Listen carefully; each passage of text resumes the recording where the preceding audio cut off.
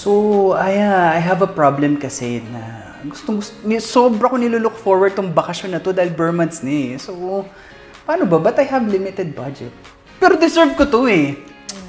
Paano ba? You worked hard this year, no? I know. Pero ako kasi, I believe na would it break the bank? Like, okay, deserve mo siya. Pero I think na you should assess your budget right now if yung enjoyment mo is still on the same level as when you go back to Manila. Like, Kaya naman, pero I'm thinking of what if I'll borrow? Then why I'll would you work later. borrow? Short ka ba? No, gustong-gusto ko kasi talaga, kilala mo ako pag gusto kong isang bagay talagang I'll push for it. No matter what it takes. So why would you borrow if feeling mo kaya mo naman? Pagdating mo ng Manila, gusto mo like, in case kulangin ka, magbaborrow ka na lang. Yeah, pagpasok ng 13th month, then doon ako magbabayad.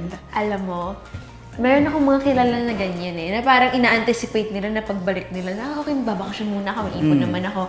Tapos pagbalik ko, yung sweldo ko, yun na yung gagamitin ko pang gastos ko. Yeah. Pero at the same time, meron mga circumstance na baka maliit yung sahod and all. So, syempre, pagbalik mo ng Manila or kung saan ka muna nagre-reside, parang, ano muna tayo? Pansit Canton muna tayo, di ba? So, parang, lumalabas for the clout na lang ba yung vacation I know, mo? pero sayang yun chance. Alam mo, in this year, hindi pa ako nakakapag-travel. And ito lang yung time, it's Burr months. This is the perfect time to travel, di ba? Each year naman na merong Burr months. And I don't think na deserve na every year na lang tuwing Burr months, madadagdagan yung utang natin. Since it's a season of celebration nga, di ba? How could you celebrate nang meron kang utang, di ba? It would be so hard naman to balance that kind of emotions. Pero naman, our friends on Instagram, nakapunta na sila doon. Parang tayo na lang ang hindi. Pero kasi, alam niyo naman ang ating social media life, kailangan updated tayo eh. Siargao is trending now. We have to be there this year. And isipin mo sa sobrang trending ngayon sa Siargao, mas mataas yung demand, mas mataas yung prices. Pero ano kaya makiswipe muna ako? Then, what do you think? Ayan. Sobra akong torn. Come on, help me out.